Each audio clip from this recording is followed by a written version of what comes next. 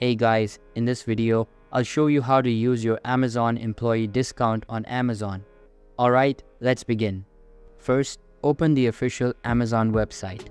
In the search bar, type employee discount to find any item you want to purchase. For example, let's say you want to use your employee discount on a pair of sneakers.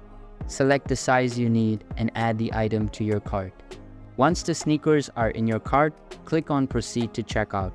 You will be taken to a page where you can enter your payment information.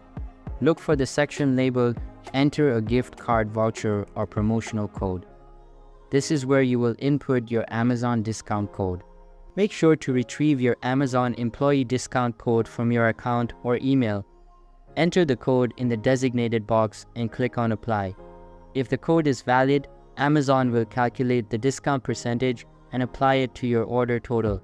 So that's basically how you can use your Amazon employee discount on Amazon. And that's it for this video. If you find this helpful, consider subscribing and giving this a big thumbs up. Thanks.